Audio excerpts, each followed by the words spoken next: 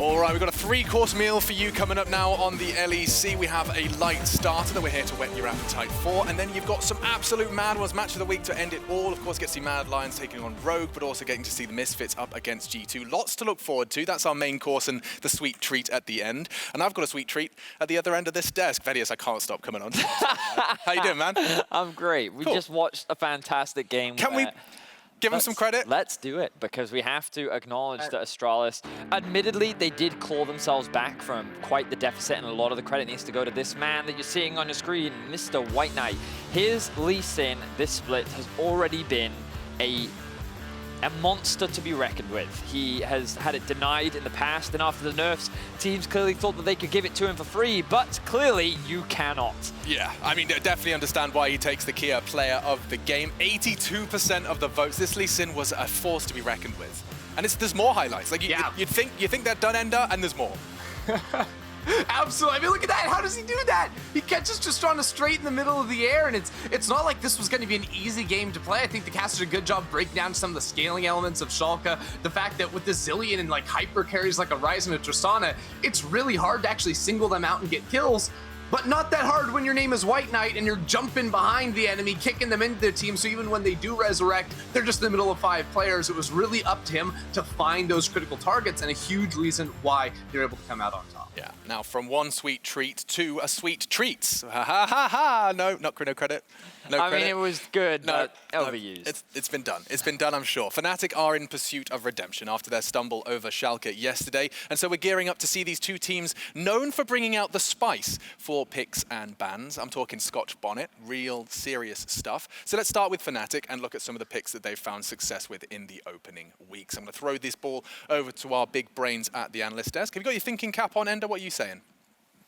Yeah, I mean, honestly, I just love that we've seen Fnatic allow their players to, you know, continue experimenting with these crazy picks. I remember, like, a couple of years ago, Fnatic was always known as, like, a one-dimensional team, you know? They were, like, Lee Sin one trick, Rakan one trick, you know? Like, they had their champions that they played, but Fnatic seemed to play a lot. Adam comes into the team, plays as Olaf. I'm waiting to see when we get the Darius to come out of things. But, of course, we have, like, the Karthus out of the jungle, too, and those are sort of, like, the crazier picks, the Karthus with the TP in particular for Fnatic, but it's not like they're just doing like off-the-wall crazy things too, because you also have some less common picks that are super effective too that we've seen them pull up, especially down in the bot lane, right? The Lulu has looked really good. The Taric especially I thought was genius. So I love that Fnatic have sort of allowed their players to have these wacky picks, and YamatoCannon and the crew are like, yeah, let's figure out the absolute best champions for the job. I think that Fnatic have had a very solid read on the meta, and that they've been willing to experiment and bring very strong things out. And like you can see on your screen how they are willing to be quite flexible in the draft, which is always an advantage to have. But I think it's really interesting about Adam is that coming into this roster, well, I think a lot of question marks are around how would he fill the shoes that Bwipo left, because Bwipo was a guy that last split played Riven and got like 13 kills on it. So like that sums him up as a top laner quite well. And Adam is actually following in his footsteps, but in his own unique way by having his own specialized champions in the form of Olaf. He's a very talented Renekton player. And as Ender mentioned, he also has his Darius, which right now not the strongest, but I'm sure we'll see eventually from him. So Fnatic have kind of taken the old, mixed it with the new, and they seem to find a great formula that have found them success. Not so much yesterday, but they were on a roll until that sudden stoppage from Schalke yesterday. Sure, and now they're up against an SK who are also in hot pursuit of a win. They're no strangers to new champions themselves, though. Their top laner and jungler have in fact played 8 and 7 different champions so far in the LEC Summer. So let's reflect a little bit on this one. It is a bit of a mixed bag, isn't it, with Treatz and Jenax? It's been swapping and chopping and changing, but at least a degree of consistency from the last week into this one. So I think what's interesting about Jenax was that I was casting him when he was a mid laner.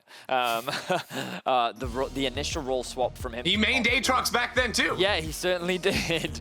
It was a bit of a controversial one, and mainly one that we didn't really see a huge amount of impact on Like, he wasn't really making name for himself or really standing out as a player, but as his time and experience in the top lane started to evolve and develop, we started to see his impact start to grow and shine a little bit more. And you can see that being shown in his champion pool, where he has played a different champion in every single game. Unfortunately, he hasn't been able to have a huge amount of impact on the rest of the game because the team currently sits with only 1 win. But it's great to see that SK's top and jungle are willing to be very flexible, and they can look to try and play through the top side. And in the early game, to be fair, it can be quite effective. It's that transition from the early into the mid where I think the team has often struggled. Ender, could you help me understand this concept of a champion ocean for Treatz? I mean, is he ahead above everyone else into heads and shoulders in terms of his champion pool? Yeah, well, I mean, a champion pool is like pretty small. Champion ocean means you can just about play anything. You know, you can make the argument like maybe he's trying too many things out. And what I really feel like Jenax is trying to do is pick champions that can be a little bit more lane dominant. Perhaps SK can play towards him, because if you remember back to spring, like even in playoffs, like people thought Jenax was pretty good, but he wasn't popping off, you know, solo killing people in lane. It was his team fighting where he really was stellar, and SK were very focused on playing towards their bottom side of the map. But I think with all of the roster changes and SK, you know, trying to figure things out as the split progresses, Jenax has kind of taken it onto himself to be like, okay, I need to step up as a carry for the team, not just later on into the game, but earlier too. And it's now about trying to figure out, you know, can I get the perfect matchup? Can I get really strong matchups and become a legitimate carry force for every stage of the game? Rock and roll. Thank you very much, Ender. Vedi, we are going to get this one started. SK are in dire need of a win before the second round robin. So let's see if they can pull it off, and pull off an upset, rather, up against Fnatic. Excoundrel and Foxdrop, it's back over to you. Thank you very much. Our last game of the day here between me and Foxdrop. And it is, as Machine said, a really important game for SK because they are not having a good time of it in the LEC. All these roster shuffles have clearly unsettled, you know, the team in terms of their identity and what they want to do, and they are still struggling. And this is a tall ask because Fnatic have actually looked pretty good. I mean, they made similar level roster shuffles, but they've actually come into it with a much more positive outlook and seemingly in a good spot right now. Is there any way that SK can win? I mean, that's the question, right, Foxdrop? Is there any way that SK can win? There's always a way they can win, man. You saw how Fnatic played yesterday. Like, Schalke were able to beat them, and I think if we live in a world where Schalke can beat Fnatic, then we live in a world where SK can beat Fnatic as well. Obviously, I would say Fnatic are pretty heavy favourites, and they definitely want to bounce back after yesterday. Not going to be happy about dropping that one. But you know what? Stranger things have happened, and honestly, you still got the skeleton of a good team on SK. And they've just got to find the pieces and put them together again. I'm just taking a moment to appreciate the banger music that we've got going on right now. That's it's a banger.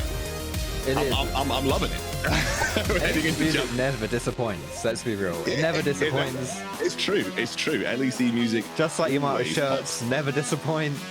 Like, I mean, come on, man. I love how he's still going with that. He is heavily stuck to that brand image of just having really, really fancy shirts. Let's get into the draft then. It is an Akali ban to kick things off here for Fnatic. Something that we should keep our eyes on in this draft is what Broken Blade talked about yesterday, the Twisted Fate versus Fnatic. Yeah. Talk to me about what Broken Blade said about that, because he thinks there's a clear advantage apparently to having Twisted Fate versus Fnatic. He mentioned that it was just very stylistically good against Fnatic, which is a team that likes to play to stomp all your lanes. And when you've got Twisted Fate, suddenly if you walk up a little bit too far, you make more aggressive plays, it's a little bit harder to do that, right?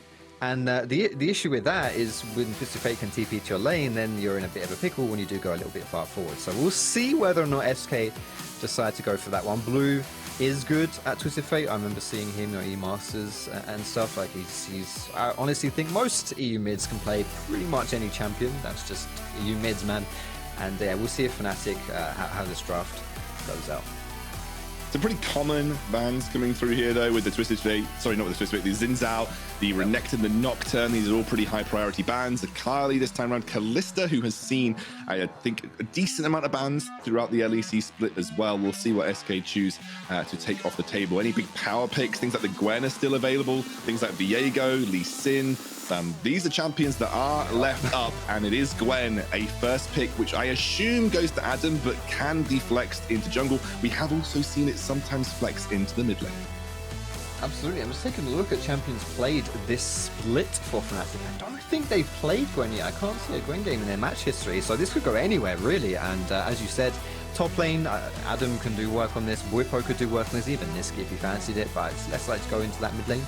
We're going to see Hylissang as a response here. Hylissang, very, very strong flex pick right now, and we just saw White Knight on Astralis just put on a clinic. Like, oh my goodness, like it was a bit quiet in the earlier mid game, but my goodness, the way that this champion can just find windows if you're creative with him is unmatched with your engaged potential. Yeah, see the Tristana locked in here, and Fnatic now thinking about their responses.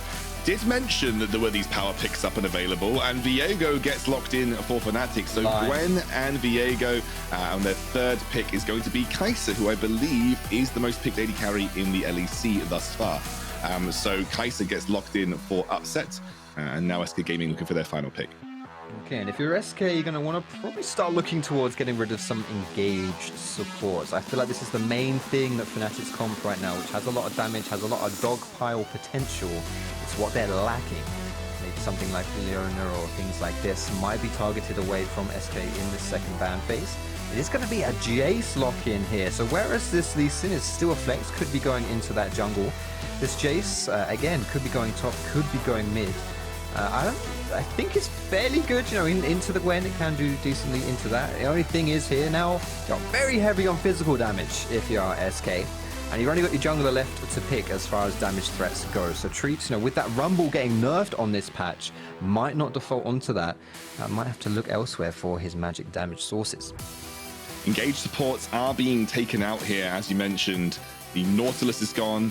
SK Gaming actually take away, and that's the Twisted Fate ban. They ban it against Fnatic though, so maybe just not confident or not really looking to slot it in to that solo lane, which maybe gives the impression that we could see Hylissang go towards one of those roles. If you're banning Nautilus, often like the coupling ban is a Leona, so we'll have to see if that is it going to be a LeBlanc? Okay. A LeBlanc ban versus SK Gaming. So LeBlanc plus Hylissang is a crazy one too in that mid jungle. It's ridiculously good. Anytime you can have a high physical damage jungler paired with the LeBlanc, especially one that has some agency in the early game, then the lane phase just becomes terrifying to play. And taking that one away makes a lot of sense here for Fnatic. Covering the support here, they're going up against the Braum, so they've kind of anticipated SK have that it's going to be more of an engaged style support for Fnatic right now. And SK wanting to deal with that with the Braum. Okay. Have we seen a Pyke in the LEC yet? I don't think we have. I don't think so. I think this might be the first pick. And obviously there's a Hylissang pick, right? But I think this is the first time we've seen it this summer. It is a massive Hylissang pick. Not only is he one of the best, not only is he the best Pyke in the LEC and one of the best worldwide, by the way, legit, I'm just going to say that straight up with full confidence. He's a ridiculously good Pyke player. He's one of the only Pyke players as well. The fact that he's defaulted back to this is really interesting because you've got a very, very squishy team comp right here. And again, it's just like the beauty of having this Pyke pick. I think when you see like the Tristana Braum, you think, okay, I can leave Kai'Sa alone a little bit here. And with Pyke, I can just move around the map, pair up with Bwipo, pair up with Adam as well. Adam was doing a lot of roaming yesterday too.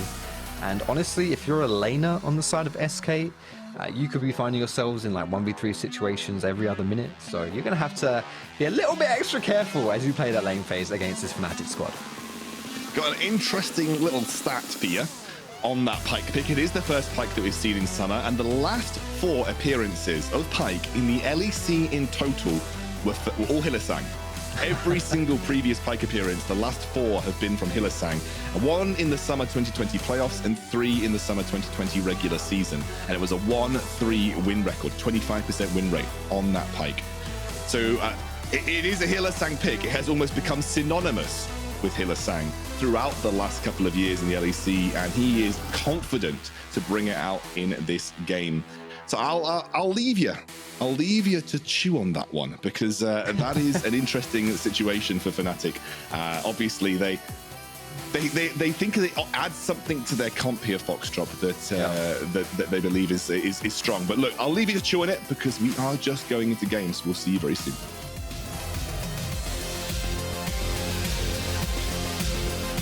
I thought the toss was coming quicker. My bad. That's what she said.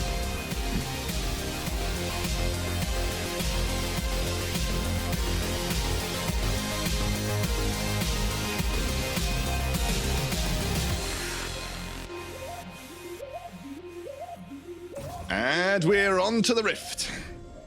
And it's Fnatic versus SK. SK desperately need this win, but Fnatic coming out with a Sylas and a Pyke to round out their comp.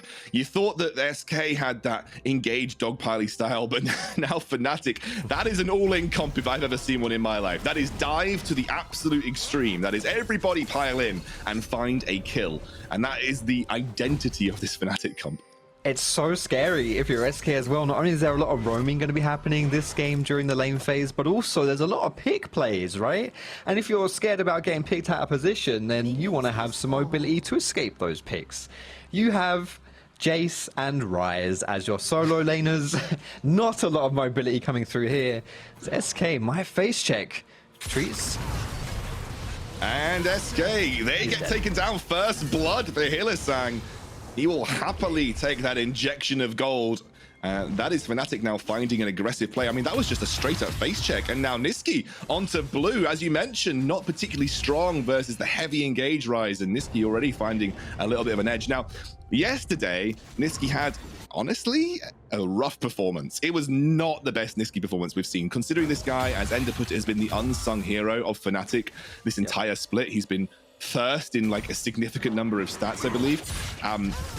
This time round, yesterday was not his highlight, and he's looking for a bit of redemption this time right now. Hylissang does get caught out here. The exhaust comes through. That is the explosive charge, doing a bit of work, but obviously able to essentially trade like for like. Oh, how did you bloody hit that one, mate? That was an absolute thread of needling there from Fnatic. Hylissang, that didn't even look possible. Honestly, I mean, it's just, this is what happens when you just have a champion like Pyke. Any kind of these hook champions, you see it with Threshes and Blitzcranks as well. Like when you get players who are just really good at them, there's just a sixth sense for bending the bullet. They find ways to do it, and obviously Hylissang on this Pyke, he's going to find ways as well. Already getting some poke down in that bot side, already getting some of that pressure down as well. Bwipo though, who has had, okay, 3 camps to 1, big advantage. Treatz only level 2. If Treatz gets this, it's big, but I'm not sure. Gonna get a fight into the bot side. Oh, there's the engage. In staging, actually Hylissang forced the flash, taken down very low. Surely the kill goes over to Jezu, and it does, and actually forces Upset to flush away. Ooh, okay. That's... Treatz gets this one. Still only level 2 though. Solo lanes are collapsing here for SK. Fnatic not going to be moving on to this. Adam's here, but Nisqy. All right, we're going to get a 3v3. It's all action, Excoundrel. It's all action. I mean, this is a scrap through and through. As you said, though, Treatz only level 2, so does have to be careful. And Nisqy looks for the engage. Blue caught out. And Ryze could not do that much versus this heavy engage. I mean, you just talked about it at the start of the game, and that is an exact illustration. When you kind of let Blue, if Blue gets out of position even slightly, Foxdrop, he is just mincemeat. Yeah, it's a little bit of a head scratcher, really, because Ryze is just not that strong at this stage of the game. Like, Ryze does not want to leave his lane at all at this point. He really, really, really doesn't. He just wants to be sitting in that mid lane, chilling, and just getting some levels, getting some stacks on his tier. Not good at this point. And when you compare it to the side of Fnatic, you can just see how you're going to lose that 3v3. Of course, Treatz is only level 3 as well, again, level 2, excuse me, against the level 3 of Bwipo, so there's just no way that that's going to work for you in SK. But it was a bit of desperation because I wanted Treatz to get back into the game, and it's just already a 500 gold lead. 500 gold lead at 4 minutes into the game for Bwipo, who's playing one of the highest carry junglers that we have right now in meta as well. Plus, it's Bwipo who's been disgusting on these carry junglers so far in summer. Oh, it's a bad start for SK, but mighty good for Fnatic. I mean, obviously, you talked about it they talked about it in ReadyCheck. They were talking about MVP, you know, mid-season MVP potentials, and Bwipo was up there.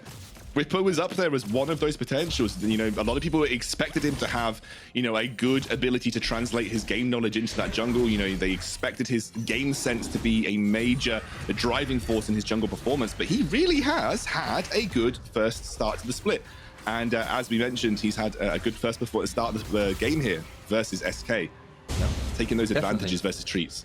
And I think the expectations as well, you've got to compare his performance with expectations coming into the split. There was a lot of question marks. Whenever you're role swapping like this, especially since you had Selfmade as your jungler, who had been, historically speaking, in the LEC, one of the best since he's been in. You know, he was rookie of the split with SK, and then since he'd been on Fnatic was really good as well. And the meta, honestly, suits carry junglers just like Selfmade is. So not only are you role swapping into the jungle, but you're replacing one of the better junglers in the LEC. And Bwipo's just done an absolute phenomenal job, and so far as well, 1-0-1, 5 minutes into the game. That's not a good cue for Lilith. Hylissang's just going to walk away from that one. No harm, no foul. It could have been risky for Hylissang, but gets away with it just for the time being. Nisqy has to be a little careful here as Treatz has joined up for blue, and they should be able to pick up a single plate for him in the mid lane. And you can see Ryze now starting to just be able to poke Nisqy out a little bit more consistently in this laning phase. And I think without finding those engages onto the Ryze, this laning phase can get a little tough for the Sylas. Yeah, absolutely. But I think like he's absolutely fine just chilling as well. Doesn't have to worry too much about it. And to be honest, I think this is kind of just what happens. I think that Nisqy's sacrificing a little bit of his lane in order for Bwipo just to play how he wants to play. And we're going to get another engagement bot side. Yeah, Jezu goes straight in. There's the exhaust onto upset. Unfortunately, Bwipo can't get into the fight. But Lilith is like 2 HP. He is 2 HP right now, guys. Should be able to escape. Unfortunately, Hylissang can't find the hook. But it was a very bold engage from Hylissang. You can see that he understands the limits of this champion. Yeah, absolutely. Like, I mean, it's a perfect Hylissang champion. Like, Hylissang is just lives and dies by the in. Either he makes other people in, or he ints himself. And Pyke is a beautiful champion for that. There's the engage in mid lane. Yeah, Nisqy taken down very low, forced to flash. Treatz splashes forward, but he's only level 4. Oh, You're no. only level 4! No! Oh! Honestly, it hurts. It was a terrible day to have eyes. It was a terrible day to have eyes. That's my line, man. You can't steal that one away from me. Yo, next you'll be saying Blues ever died. That was my beautiful line as well. You have no idea how tempting it was to not say that one when he died in the first blood. But anyway, yes, I mean, it's just SK, you've got to... It's weird watching these plays happen because it just looks like a team that either doesn't know what they're doing or a team that is just really tilted, you know? And we're only 7 minutes into the game. Like, you don't really expect SK to make these kind of flippy plays. And Treatz, I think, is one of the smarter players that we have in LEC, at least if we're going by the way he played support. Like, you could see it, the way he moved around the map, the way he integrated with SK in those teamwork plays. Like, he obviously is a big brain dude. But that's not a big brain play whatsoever. Just feeding free gold over to Nisqy. Nisqy will be very happy with that one, obviously looking to have a slightly better game than he had yesterday on that Akali, which was fairly lackluster for an otherwise very impressive split so far by the Fnatic kid. Yeah, he's been gifted a little lifeline here, Nisqy. Not that he was really in need of one, but he's definitely been given a nice injection of gold from that dive. And you're right, it just doesn't feel like SK are on the same page, like with what they want to do. Like, they seem to be making more. The best way I can describe it is that everybody's making their own plays in the hope that they join up like a jigsaw puzzle. But the jigsaw puzzle doesn't have the right edges, and it just feels really disjointed, you know. I agree, honestly. It's just a little bit miscommunication here, I think. And for SK, you do have some scaling options. However, like whenever you've got Ryze, Tristana, and you've got some you got some protection from the Braum and some facilitation as well from Lee Sin and from Braum as well. Like, there's always hope to get back in this game. You're only 1,000 gold down at this point. But this is the thing, right? SK have to be careful right here, as they are going to get onto blue with no flash. Remember, no flash on this guy. And they are going to take him down. Easy enough. Bwipo just about escapes with the possession there as well. I think that actually saved his life, that HP regen. That does mean that SK will get the dragon. But honestly, I think Fnatic are completely okay. We'll see what Fnatic decide to do with this Herald as well. What lane they want to put that resource into. Because I don't think there's any cut and dry position here where it really needs to go. SK though, first proactive play of the game, going for a dive on bot side. They're going for it, and they finally engage on to Upset, who flushes away immediately. This is a big commit from SK as Jenax comes in. They're going for a tier 2 tower dive, but it will be the kill. Almost death from below onto Lilith, but he will escape with a sliver of HP, as does Treatz, and now Hylissang backs towards his own tower. SK get away with it, but they are losing some pressure on the map right now. You can see Hylissang. I mean, Hylissang's being chased all over the place. And Treatz, he might be the target. Hylissang's going for it. Wait. Oh! Oh, basic attack! Hylissang gets the kill! Oh no, it's like he caught him with his pants down in the jungle and just takes the kill. Lilip. Oh no, That's happening again! Oh my god, you can't do it to him. There's the stopwatch. Does he buy enough time? He doesn't get the stun. He mistimes it, but he's looking for the base attack. Come on, mate. Oh my god, the thumbs up. You've only gone and done it to them, mate. What on earth did I just watch? Hylissang, you absolute machine. This is crazy. I mean, kudos to SK. Trying to force something here, knowing that the game's a little bit, you know, they're falling behind in tempo a tad. Let's try and make something happen exceptionally deep here from SK. But it works out to begin with, but just Hylissang. I'm just honestly, like, this is just the most Hylissang thing you're gonna see today, and probably in a little while as well. Like, I mean, you just can't do this. You just can't do this again. What? Okay, you know what? I'm out of words for this one. Kinnan, please, you finish us off here. I mean, it was just perfect. That's blind, by the way. That's literally blind. That was, I think he did have vision of him with that control ward. He knew kind of where he was, but it was like a blind hook overall. Right. The only thing is he kind of mistimed the stun, but it doesn't matter when you get the double kill at the end of it. Hylissang is in, he's in full carry mode, mate. The first Pyke pick, and he's desperate to show this pick has legs. It's just absurd, honestly. I mean, it's such a good performance right here from Hylissang, right? Oh, but he might not have so much luck now. No, because Treatz did bait that one out. Hylissang does get towards tower, but it'll be the shutdown for Lilith. Is the return thumbs up? Treatz, I'm not sure you have the standing to do that, but you know what? We'll allow it. We'll allow it. It's decent bans, and of course we spent so much time hyping Hylissang up. What does he go and do? He dies straight away afterwards. But that's fine. Just in case you were wondering whether or not it is Hylissang playing that Pyke right there. Massive pop-off play followed by completely running it down. Beautiful stuff. Very Hylissang-like. It's legit peak Hylissang. It is. I mean, you might say, like, I mean, it's a good play by SK. It's definitely a good play by SK to catch him in that position, but he's just a little bit too far forward for no real reason, and that's just how it goes. It's overconfidence, right? It's overconfidence. Yeah. It was, you kind of feel like you're feeling yourself a little bit on the Pyke, you know, you've had a couple of solid plays. Just didn't really take into account where the Lee Sin might be. Nice hook onto Jezu, but won't quite find the engage. You can see Treatz, he knows where he wants to be on the map right now, and that is wherever Hylissang is looking for the engage. Definitely, and I think that's a good lane to try and punish as well.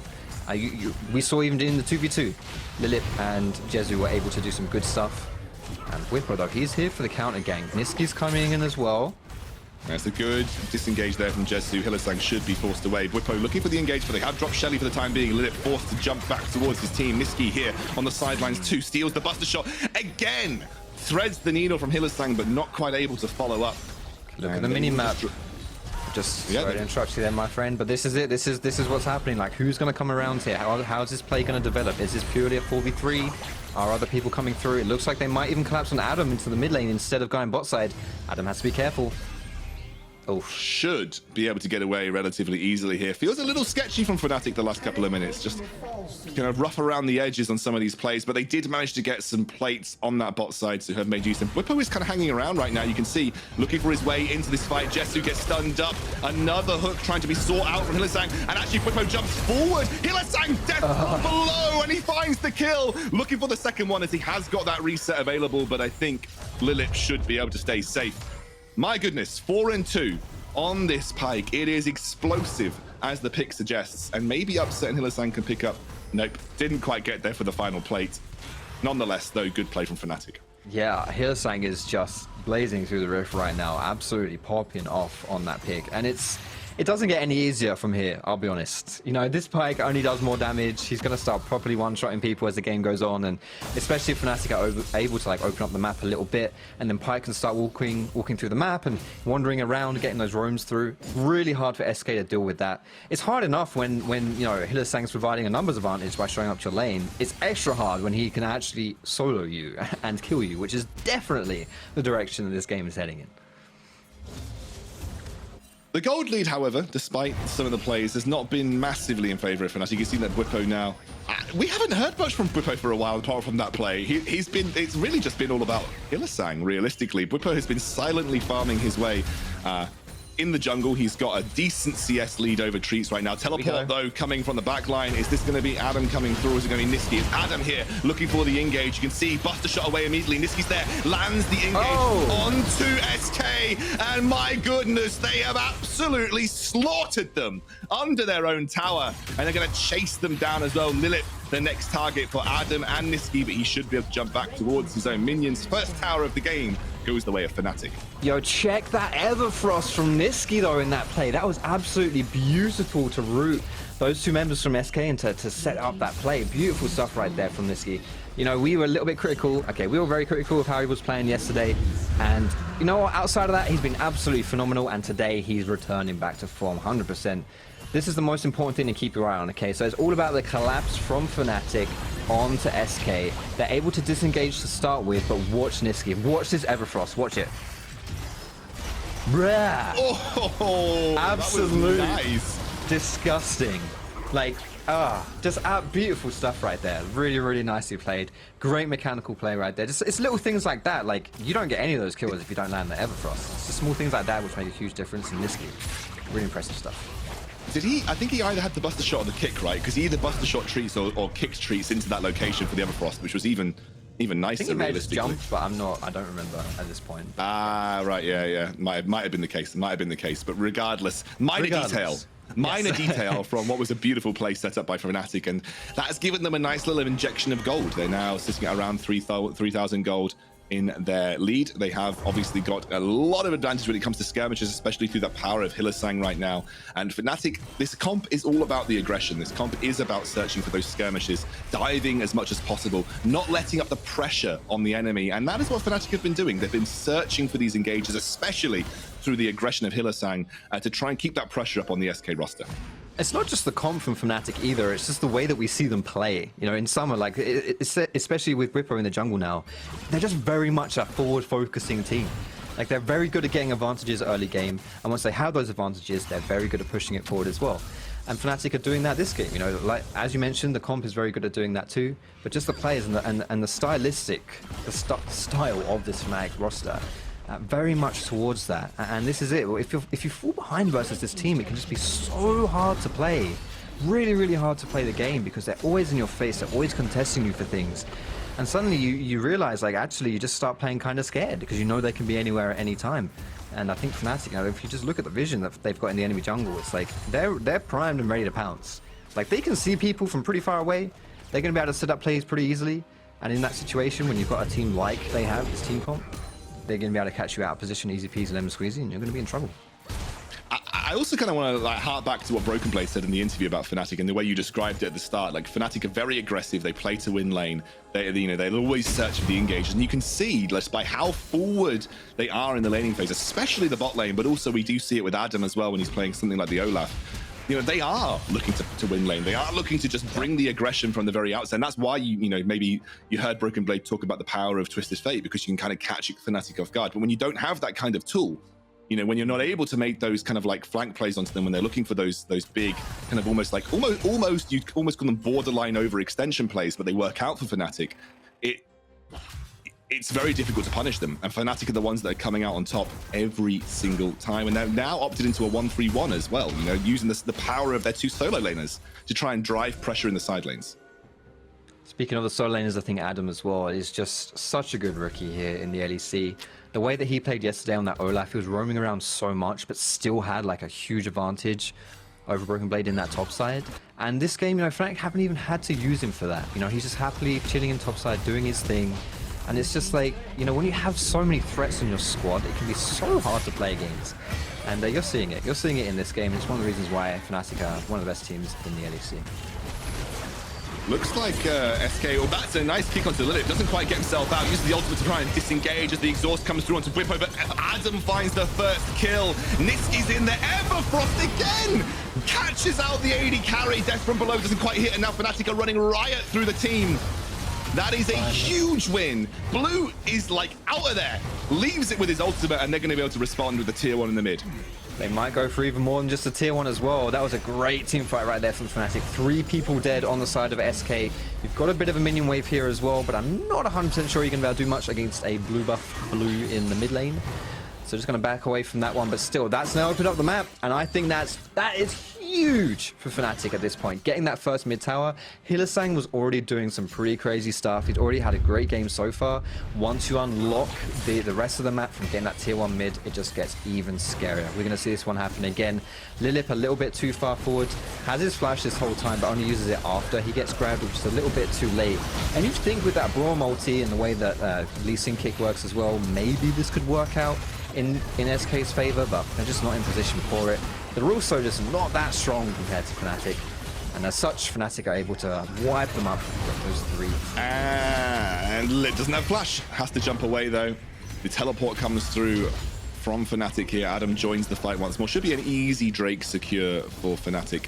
And it is the Infernal Soul that we'll be looking at, by the way. So a big win condition for Fnatic is going to make those dives even scarier. And I think something that was kind of talked about with the draft was just like how much disengage SK had versus this like heavy engage from Fnatic. And I guess it doesn't matter if you're not at the power level required to kind of deal with that early game from Fnatic. Maybe if this was even, maybe if we were looking at a more level game across the board, that disengage would become relevant. But right now, Lilip's just an easy target. He's not the barrier for SK. He's not the disengage. He's just an easy target for Fnatic, and that's what they're treating him as. Absolutely. This is a banger of a game 3. Fnatic really bouncing back in this one. Game 4 coming up. G2 versus Misfits. Both those teams are going to want to bounce back, especially G2 have not looked very good recently. Fnatic go for the engage. Speaking of bouncing back, mate, Lilip is bouncing all over the place because he's getting dragged in. Death from a blow starts popping off, and honestly, just look at this. Fnatic are cleaning up left, right, and center. Takes out Treatz. Double kill for Bwipo. And that might even allow them to set up for the Baron here. They have a Gwen. Yeah. They have a Viego. This should be a relatively quick Baron. Oh, it's melting. It's actually melting. It's melt like Kai'Sa, Viego, Gwen, holy moly. They're not even using the Gwen. 22 minutes into the game here. Just absolutely, it's not long for this world. And the snowballing power of Fnatic is really something to behold. This is why you can't get behind them when you're playing against them in the LEC, because they just do this. They just do this kind of thing to you. This is a pretty typical Fnatic game that we're seeing right here. We're going to get another replay of this fight. Lilip a bit too far forward, and to be honest, SK just don't want to be anywhere near here for any reason. There's just no point. There's really no purpose to being here right now. You're not contesting anything. You're not trying to claim back areas of the map. And if something bad happens, it's going to go very, very, very bad. As you're seeing here, very, very, very bad. They're going to lose 3 members. And as we saw, that's going to be Baron as well. And now Fnatic, almost 10k gold in the lead at 22 minutes in. Okay, yeah, it's just... Okay. Yeah, it's the Nisqy show. Yeah, the Bwipo and Nisqy show, they've had an excellent performance in these fights, especially Nisqy with some of these Everfrost setups in the earlier engages. Honestly, it's difficult for me to pinpoint someone that's really performed, but you need to only look at the score lines. Obviously, Hylissang has been a standout performer in the engage, but oh my goodness, look at how much money they're making right now with the Red Bull power play. They are the Red Bull Baron power play. They're just taking towers left, right, and center. Hylissang is now a split pusher. Classic. That's a classic Hylissang. It is legit. Like, you get Baron buff, and on this Pyke especially, he does this. He goes into a side lane, and he becomes a 1v1. He becomes a split push.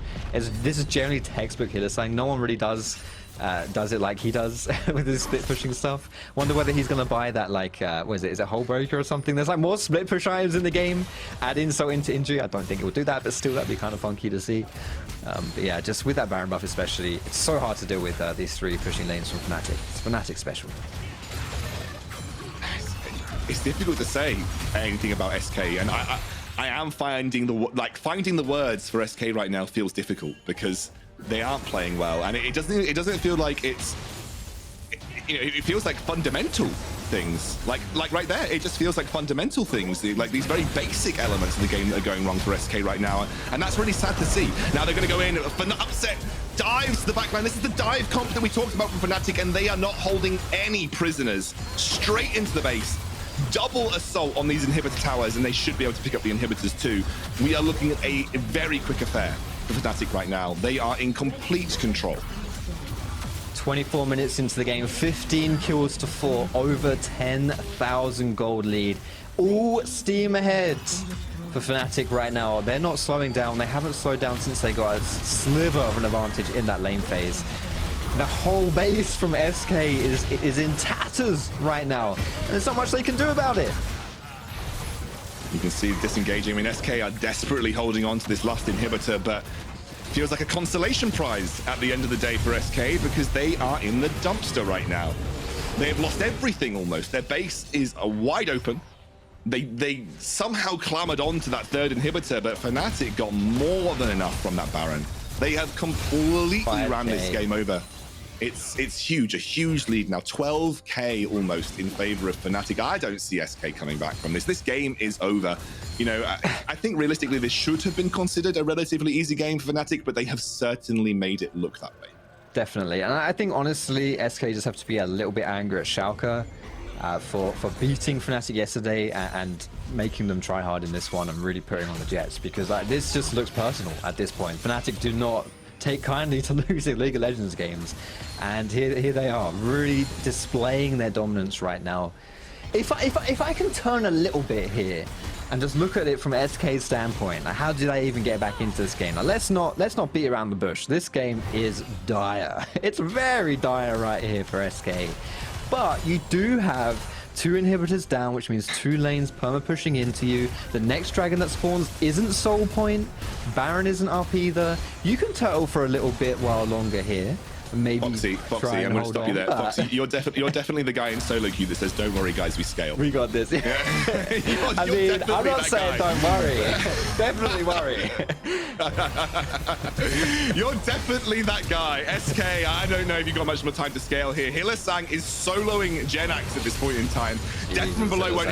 I mean, Hylissang's just into their base. He dies, but he does buy enough time to go for this inhibitor. But Fnatic happy to continue the engage without Hylissang. But they realize it might be a little bit too much to ask, and they're going to start to back away. Bwipo might end up giving his life, use the Heartbreaker to get away. Adam goes into the fight. There's Nisqy. I mean, Lilith's just dead. It's just dead. Fnatic found the 4v5 engage and came away with a kill, but that's enough for them.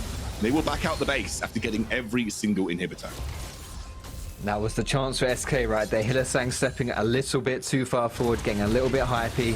SK punish him and then look to punish the rest of the squad, but they're able to just run away.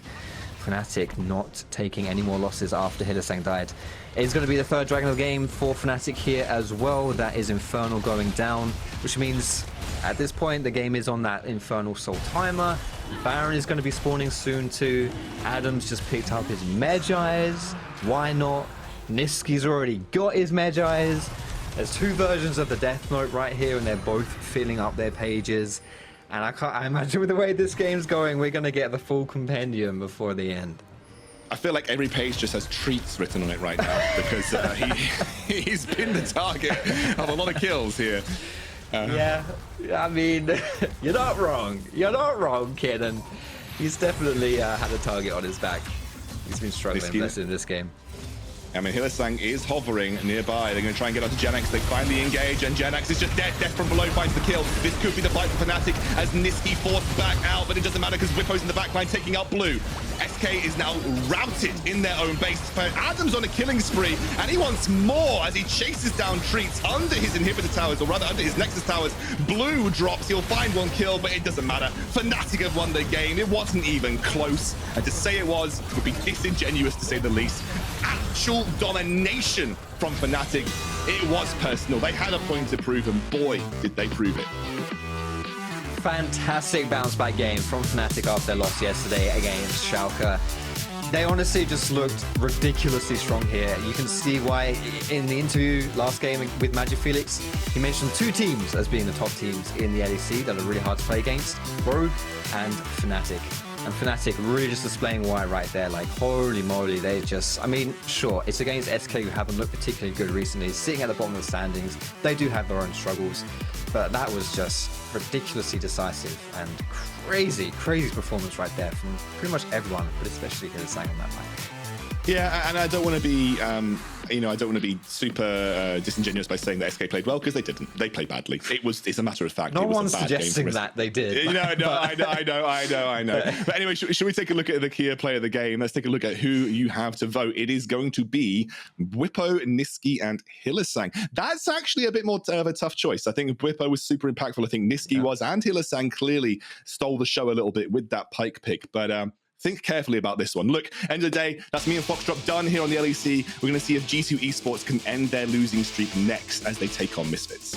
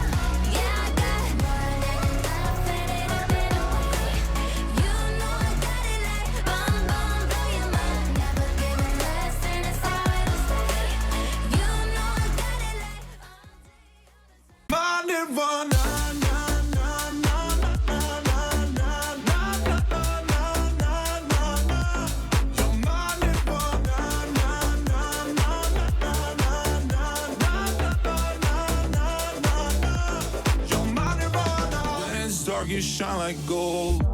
Oh yeah, you show me where and I will go. Oh yeah, for you I would sell my soul. I'm not giving you up.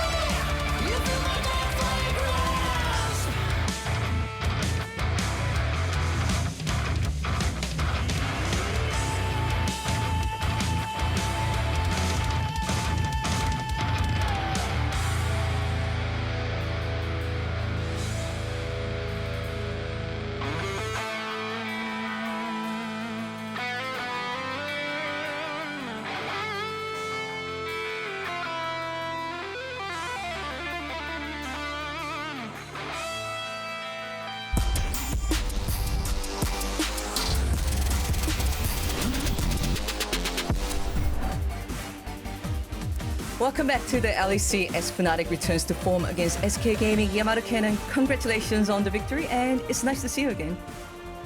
Thank you very much. Feels good to win, and it's good to see you too. It is indeed, and Yamato, that was a statement of a game from Fnatic. What kind of feedback did you make after yesterday's loss against Schalke in order to bounce back like today's game? Honestly, like the loss yesterday was 100% on me. Like the preparation was off, and honestly, between the night of yesterday and today, I just had to make sure that I pull my head out of my own ass, and everything will be good because I have great players. And you do indeed. And the standout player for today was Hylissang, who do win the Kia player of the game. He was back on his signature pick, which is Pyke. Can you tell me more about the decision-making process behind picking Pyke and how Pyke performed on the champion, especially in the early game? Now, Pyke is something that we've been preparing for a long time. You know, it's a Hylissang classic. We've managed to squeeze it out in scrims kind of a lot, and this was just a perfect opportunity to just bust it out. It fit with the composition that we built out, and I was happy that we get to show something that we've prepared for quite some time.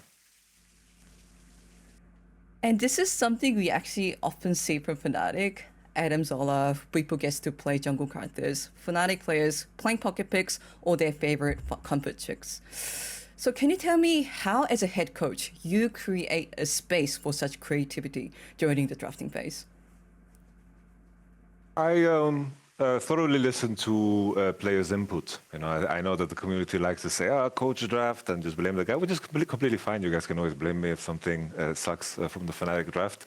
It's important to make sure that the players are a part of that process, because I think the game is built in a way where individuality gets to express itself through the champions, and if a player is involved in the process of choosing their champion, they can map out the game in how they view the game to play out, because in the end they are the actors. So it's important for me to make sure that them as individuals get to be expressed in the game, because in the end I might have a viewpoint of the game, I might have a philosophy on the game, but if something is not, like, let's say I don't agree or we don't agree, it's important to have that unique flair, to have that room of creativity within the game, because I think there's multiple solutions to many problems. I think there's multiple ways of drafting. I don't think League of Legends is solved. So I think it's important to always take that input and piece it together so it makes sense with the whole group, because in the end, a group is 5 individuals, and in the end they have to turn into one, and I think that's where I have to add my piece of magic. And another way this Fnatic identity expresses itself, it's play style. When we think of Fnatic, we think about this going all in, skirmish, like skill check every decision. Is this something that comes from you as a head coach? Is it something that the players decide upon, or is it something that you actually have to tell the players, hey, sometimes slow down a little? I think with this particular group of players, it's more in the other direction. I need to kind of rein them in a little bit, and we find the right balance just right there. I think they are naturally aggressive. In some cases, you have players that are naturally defensive. You need to push them a little bit, make them take that leap of faith. I believe in the long run, playing at this level and trying to push the limits of our champions is going to matter, because, of course, we have our sights on the playoffs and we want to win the whole league. And I think this is the way you learn the game at the highest level, when you try to push your limits, when you try to get the most out of your champion. And I think this is just a philosophy that all of us agree upon, and it's something that I've carried with me for quite some time. And with this group of guys, there was no need for any convincing. They're just naturally bloodthirsty. And we would like to wish you the best of luck for this run for players. And Thank you very much. Thank you so much for the interview. And after the break, G2 looks to break their losing streak against a wounded but dominant Misfits Gaming. And we'll see you back here soon.